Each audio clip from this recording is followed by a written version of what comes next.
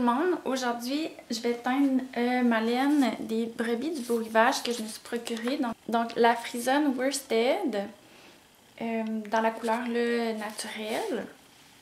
Donc juste vous expliquer un petit peu ce que j'ai fait là, avec la préparation de l'écheveau parce que j'en ai deux, celui-là je vais le garder non teint. Donc ici on voit là, les écheveaux sont... juste pour dire, c'est pas un cours de teinture. Je vais juste vous amener avec moi pour mon expérience. Donc, premièrement, ce que j'ai fait, c'est que j'ai défait les attaches que sur les chevaux, parce que comme on voit, ils sont quand même assez serrés. L'eau puis la teinture, elle aurait de la difficulté à pénétrer en dessous de ça. Donc, je les ai défaits puis je les ai refaits de manière un peu plus lousse. Puis ensuite, j'ai fait baigner mon écheveau toute la nuit dans de l'eau. Donc, puis j'ai ajouté là, ici, on voit, c'est un attache de rideau de douche que les anciens propriétaires de la maison avaient laissé ici. Donc, je les ai récupérés pour ça. Donc, c'est ça. Il a baigné dans l'eau toute la nuit. Ici, on voit, j'ai récupéré un gallon de solvant au travail. C'est là que je bloque mes écheveaux. Donc, je l'avais juste nettoyé puis coupé le dessus. Ça me fait un petit bucket en plastique qui ne réagit pas. Puis ça réagira pas non plus avec la teinture ou le savon ou l'acide. Donc, je trouve ça parfait pour ça. Donc, mon écheveau a été préparé. Puis, je vais juste débrancher pour me promener. Donc, ici, on voit, j'ai une chaudronne avec de l'eau dedans. Donc, j'ai mis 1 litre d'eau. Puis là, il est sur le feu au minimum. C'est quand même chaud, fait que je vais juste l'arrêter. Parce que dans le fond, on m'a dit que pour la laine non superwash, il faut pas faire de choc. On voit que je porte mes jolies lunettes de sécurité. Donc, faut pas faire de choc thermique. Puis, c'est 2 teinturières qui m'ont dit ça, qui m'ont écrit suite à mon dernier podcast. Donc, je veux pas que ça soit trop chaud. Donc, je vais continuer. Puis ça, c'est vraiment un pot là, que j'ai dédié à la teinture. Donc, il n'y a pas de nourriture qui se fait dans ce pot-là. Donc, vu que j'ai juste 100 grammes de laine, techniquement, je devrais teindre dans 100 ml d'eau. Ce que je trouve un peu ridicule, là, ça mouille rien. Fait que moi, j'ai décidé de le faire dans 1 litre. De toute façon, je veux pas une teinte super foncée, puis tout ce que j'ai, c'est du noir. Puis moi, je veux plus quelque chose de gris charcoal. Fait que j'ai décidé d'aller à du 0,2% de saturation. Puis il va avoir, dans le fond, 0,19% de noir, puis 0,01% de bleu, vu que je veux qu'il soit un peu plus gris-bleu que gris. Pour que ça aille bien avec mon manteau. Ah ouais, non, excusez, tantôt je me suis trompée, il n'y a pas 1 litre dans le pot parce que j'ai un 250 ml ici qui va être pour mélanger ma teinture.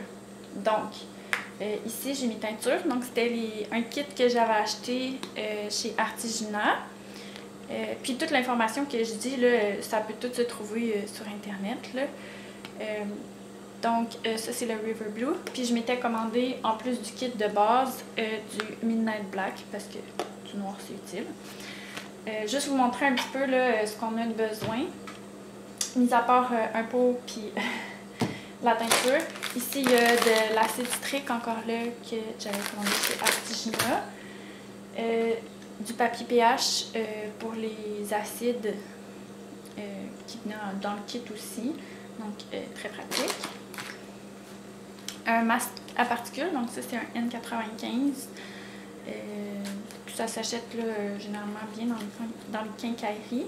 Donc dès qu'on ouvre les pots de teinture, c'est important de porter un masque à particules. Puis dès qu'ils sont en solution, on n'a plus besoin de les utiliser. Moi, j'ai pris un pot maçon, là, puis j'ai gradé à une tasse. J'ai gradé à une tasse, puis dédié à la teinture. Puis j'ai une nappe aussi que elle servait plus parce qu'elle n'a pas les bonnes dimensions pour ma table. Donc, pour être sûre de ne pas tacher mon îlot. J'avais un mixeur comme ça avec 2 pieds.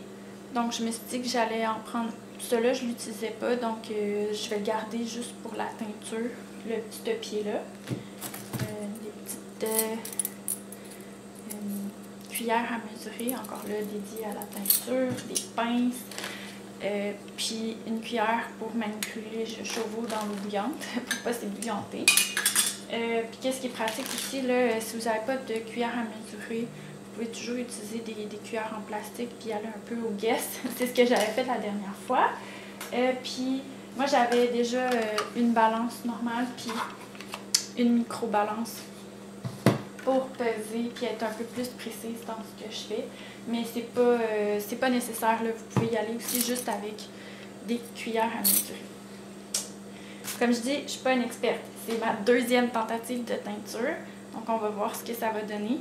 Tout ce que j'espère, c'est de ne pas feutrer ma laine. Donc, celle-là, je vais la mettre de côté parce que je ne veux pas qu'il arrive d'accident. Puis, je vous reviens après. Donc, première chose que je vais faire, ça va être de peser la quantité de teinture que j'ai besoin. Donc, je vais mettre mon masque. Ah oui, mon masque il avait brisé l'autre fois pendant que je faisais de la teinture, fait que je l'ai comme raccommodé avec un autre élastique.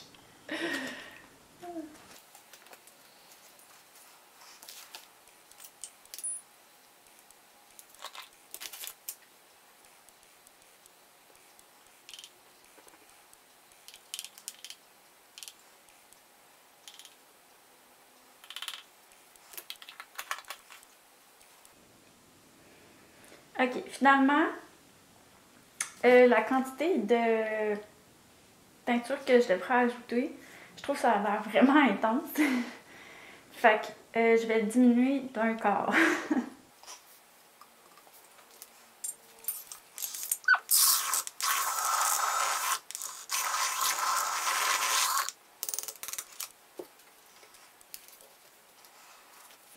Ah, et petit truc, si jamais vous ne voulez pas tout tacher, je vous conseille un petit morceau d'essuie-tout mouillé. Ça va tout de suite capter la teinture là, si jamais il y a de la teinture. Donc, j'ai mis 0,5 mg. Oh non, il est en grammes.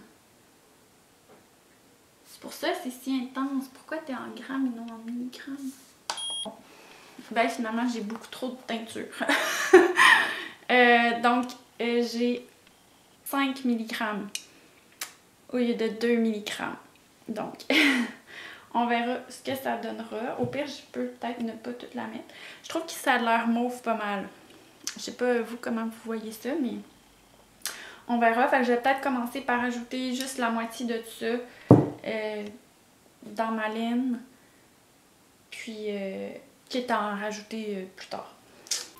Donc ici, j'ai mon eau, là, tiède chaude, je dirais. Donc je vais ajouter mon écheveau. C'est comme dur parce que je tiens la caméra et mon écheveau en même temps. Je vais vous déposer.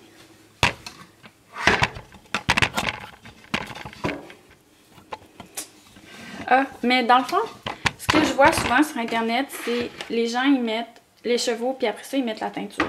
Mais la dernière fois, j'ai ajouté la teinture avant, parce que je trouve ça plus facile. Puis, anyway, j'en mets juste la moitié de ce que j'ai. Fait qu'on va voir ce que ça va donner. Je vous ai dit, hein, c'est pas du tout un cours de teinture que je vous donne. Je fais une expérimentation avec ce que j'ai trouvé sur les internets.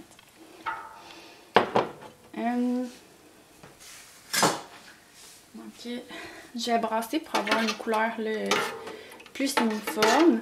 Ça a vraiment l'air mauve raisin, mon affaire. C'est supposé être noir.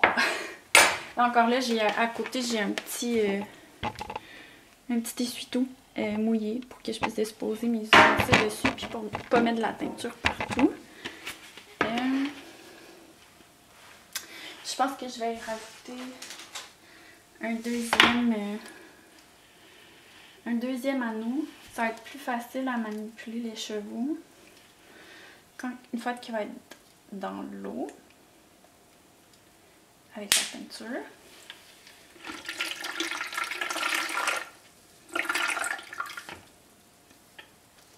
Donc, je vais le mettre.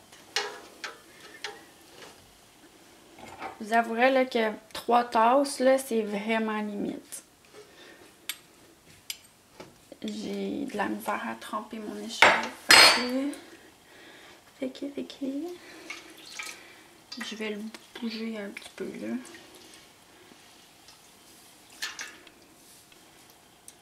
Si jamais vous voulez travailler avec des gants, vous pouvez utiliser des gants.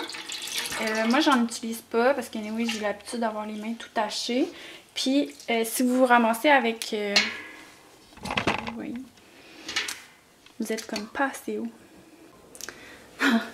J'ai patienté quelque chose là, j'espère que ça va tenir. Puis là, après ça, ma caméra, elle voulait plus faire le focus. Mais je pense que ce que je disais, c'est si jamais vous avez de la teinture là, qui vous tombe sur les mains, vous pouvez vous nettoyer les mains avec du démaquillant. Ça marche super bien. Je l'ai fait l'autre fois. C'est pas parfait, mais c'est mieux que rien. Donc, ouais, c'est quand même assez mauve.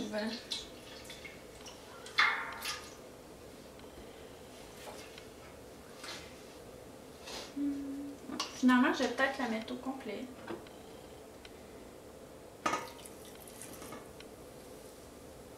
Je pense que je viens de faire une gaffe parce que je l'ai versé direct sur ma ligne. Fait que ça va plus faire un semi-tonal qu'un tonal. Mais j'ai pas encore mis de chaleur, fait que ça devrait être pas si pire.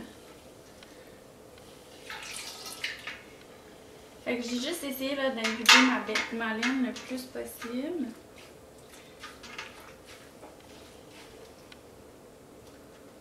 Puis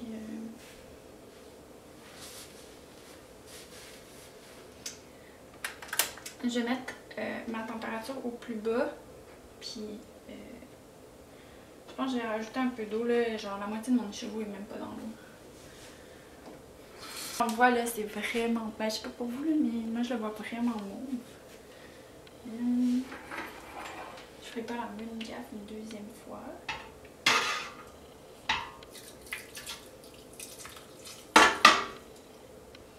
Bon, c'est déjà un peu mieux. Donc, je vais vous montrer à quoi ça ressemble. Je vais mettre... Donc pour l'instant, ça ressemble à ça. Ça ressemble pas à grand chose. Mais je vais laisser là, la teinture rentrer dans mon écheveau avec la chaleur. Puis je vous reviens plus tard. Donc finalement, j'ai rajouté 4 tasses d'eau de plus parce que mon écheveau trempait vraiment presque pas dans l'eau. Donc beaucoup plus satisfaite là, maintenant qu'il trempe tout dans l'eau. Puis ça devient plus noir que mauve comme tantôt. Donc on va, on va continuer d'attendre. Donc là j'ai commencé à chauffer. J'ai mis mon four à 5. J'essaie de pas trop toucher à la laine là, vu que c'est vraiment pas une super wash. Puis là on voit l'eau est encore bien mauve. Donc on va attendre un petit peu là, de commencer à voir de la vapeur se dégager avant d'ajouter l'acide citrique. Puis si jamais là vous voulez aller voir des vidéos de teinture, là, il y a Nicole de Hueloco, H-U-E espace L-O-C-O, qui a des vidéos sur YouTube là, de comment qu'elle fait sa teinture. Puis c'est principalement là que j'ai vu mes instructions. C'est sûr que j'ai aussi suivi un cours sur Crafty, mais vu qu'il teigne tout le temps vraiment beaucoup des chevaux à la fois, je le fais un peu comme je le sens là. Mais Hueloco, il me semble qu'elle teignait des plus petites quantités, fait que ça ressemblait un peu plus à ça, mais je vous conseille d'aller voir. Ah, je voulais vous montrer ça. Dans le fond, j'étais allée chercher de l'eau de mon bain de teinture avec mon pot maçon. Puis je l'ai mis dans l'acide citrique. Donc vu que c'est chaud, ça aide à diluer l'acide citrique. Mais regardez, le mauve il est devenu comme orange rouille. Là, je suis vraiment perturbée. J'espère que... j'espère que ma teinture elle changera pas de couleur puis qu'elle va pas devenir rouge parce que ça me satisfait quand même assez là, comme couleur. Ouh là là. Donc, je vous reviens tantôt avec ce que ça donne. Donc, j'ai pris le pH de ma solution avant de la mettre dans mon bain, juste pour être sûr que ce soit pas trop acide. On voit c'est un pH probablement 3 ou moins, donc c'est quand même assez acide. Donc, j'hésite à domper ça là-dedans, direct. J'ai peut-être juste... je pense que qu'est-ce que je vais faire, c'est avec ma cuillère, j'ai tassé la laine. Je pourrais pas le filmer parce que j'ai besoin de mes mains, mais je vais tasser la laine avec ma cuillère puis venir déposer à 3 endroits différents mon acide citrique. Puis essayer vraiment de bouger le moins possible ma laine. Donc je vous montre une dernière fois ma cuillère. Pas comme référence, vous allez pouvoir voir tout à l'heure qu'est-ce que ça donne quand je vais avoir ajouté l'acide. Donc, je viens de mettre mon acide, puis finalement, j'ai relevé, je suis allée chercher avec mes pinces, là, ces machins-là. Puis, je l'ai relevé pour pouvoir mélanger après l'acide, puis j'ai remis mon écheveau dedans. Puis, il n'a pas l'air feutré. Fait que ça, c'est une bonne chose. Fait que là, je vais juste le remettre dans son bain. Doucement.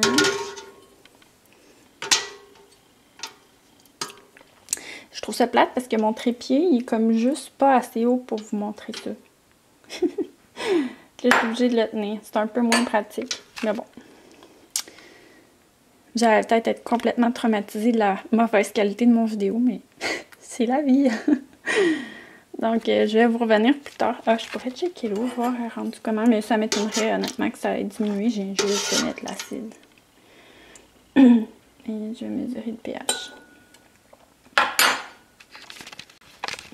Donc, j'ai mis mon papier pH dans mon petit bécher. Puis je pense que c'est un peu trop acide. Là, on voit, il est plus autour de 4 que 4,5.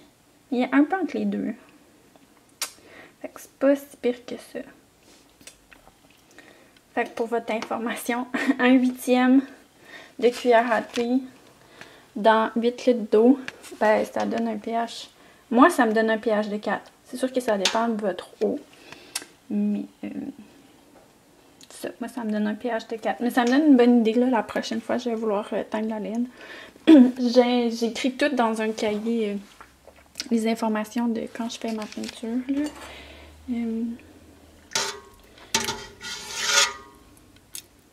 Peut-être que ma température n'est pas assez haute. J'ai pas de thermomètre. Je vais monter une petite affaire la température. J'avais vraiment beaucoup baissé tantôt. Là. Je la mets à 2,5. On verra. Donc, ça fait à peu près 10 minutes là, que j'ai ajouté l'acide citrique. Puis on voit là, le bain, il est très clair. On voit presque plus de coloration. Fait que j'ai arrêté mon rond. Puis je vais juste déposer, pas sur mon fil. Je vais déposer ma chaudronne sur... ça là pour pas la laisser sur le rond puis que ça chauffe encore là, vu que je veux absolument éviter les chocs thermiques.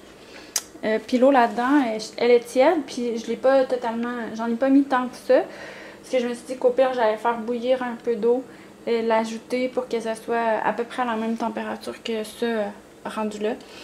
Fait que ben là je l'ai tassé. Puis je vais la laisser là probablement un bon 20 minutes. La dernière fois qu'on s'est parlé, c'est il y a environ 30 minutes. Là, dans le fond, je t'avais de sortir mon écheveau. On voit l'eau à peine teintée le rouge. Ici, on voit un peu. C'est vraiment particulier parce que je trouvais ça vraiment mauve tantôt. Puis quand on a ajouté, c'est devenu l'acide citrique, c'était vraiment devenu plus rouge. Aucune idée comment ça va sortir. Dans le fond, l'eau, là, en ce moment, est chaude. Là, je peux mettre ma main dedans comme vous voyez. Puis ici, j'ai ajouté l'eau de ma bouilloire. Donc c'est chaud, mais une petite affaire moins que ça. Juste pour être sûr là, de ne pas faire de choc thermique à ma laine. Ah, finalement, l'eau est claire. Surprise! C'était les reflets de l'écheveau qui faisaient la couleur, j'imagine.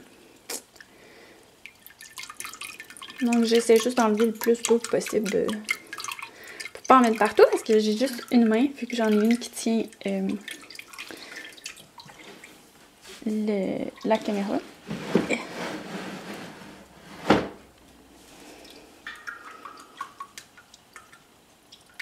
Thank you! Hello!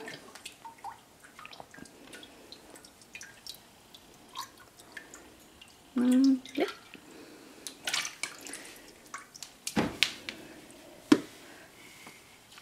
Donc, j'ai juste tapoté la laine pour bien la faire rentrer dans l'eau. Puis, je vais laisser cela une dizaine de minutes, j'imagine. Tant encore que ça refroidisse le plus possible. Après ça, je vais juste mettre de l'eau normale là-dedans. Faire la même chose. Puis, je vais vous montrer le résultat après. Puis, ensuite, j'ai laissé les chevaux sécher toute la nuit. Puis, je vais vous montrer le résultat demain. Donc,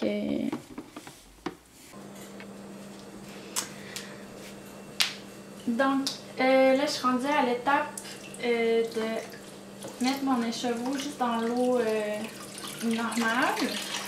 Désolée pour l'éclairage. C'est rendu le soir. Donc, ma couleur n'a pas l'air super uniforme, mais c'est quand même pas si pire.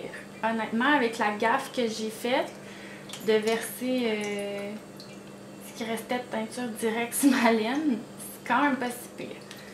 Elle a pas de l'air d'avoir feutré. Puis on peut voir le... Je pense que vous allez vraiment mieux voir la couleur demain quand ça va être sec. Ça va sûrement être plus pâle. Je trouve que c'est peut-être un peu gris-brun. Peut-être qu'il aurait fallu que j'ajoute du bleu dedans. Mais vu que je vais faire un color work avec du crème, je pense que ça va passer. Puis,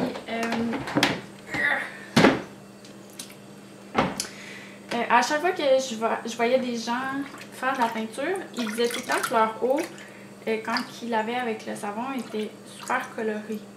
Moi, ça l'a jamais fait. Ben, jamais fait. Je l'ai fait 2 fois. Moi, ça le fait pas. Fait que je sais pas si c'est parce que la saturation de ma peinture est pas élevée. Je sais pas. Si vous avez réponse à ça. Mais tu sais, saturation pas élevée, mais c'est quand même foncé, là. On s'entend? J'ai quoi? J'ai 0,5% de saturation. Sur de la laine non superwash. Je sais pas trop ce que ça veut dire. Mais en tout cas, j'imagine que c'est peut-être parce que mon pain est un peu plus acide que pas assez. Je sais pas. Si vous avez réponse à cette question, vous me le direz. Donc, ça, la prochaine étape, ça va être d'enlever le surplus d'eau après de ma laine. Puis de la faire sécher, puis je vais vous montrer le résultat demain. Donc, bye tout le monde! Donc, aujourd'hui, c'est le lendemain de la journée de teinture. Mon écheveau, il est bien sec. Il n'a pas feutré, tout le monde. Yes! Ça, c'est une bonne nouvelle. Puis, je vous montre ce spot-là parce que c'est le spot le moins uni. Donc, on voit ici là qu'il est vraiment plus saturant en teinture. Ici, un peu moins. Puis, il y a comme des teintes là, plus brunes, plus bleues. Donc ça, j'imagine que c'était plus près de où ce qu'on avait mis déposé l'acide citrique. Puis ça, c'est vraiment mon erreur de quand j'avais versé la teinture directe sur mon écheveau. Mais overall, je suis quand même contente. Là, ça va faire des des belles mitaines en colorwork. Donc, juste à titre indicatif, là, ça c'était la couleur que ça avait au départ. Puis ça va être joint avec ça pour faire mes mitaines là, de style probablement ciel bout. Donc, je pense que ça va être très joli. Puis finalement, ici, on voit là, mon manteau. Donc, je pense que ça va quand même bien s'agencer tout ça ensemble. Donc, je suis très contente du résultat finalement, même si je suis très débutante en teinture. Puis comme je vous ai dit, c'est absolument pas un cours de teinture. C'était vraiment juste pour vous amener avec moi, voir un peu le processus, puis voir aussi si c'est quelque chose qui pourrait vous intéresser là, à faire chez vous pour le plaisir. Donc, merci de m'avoir écouté. À la prochaine. Bye!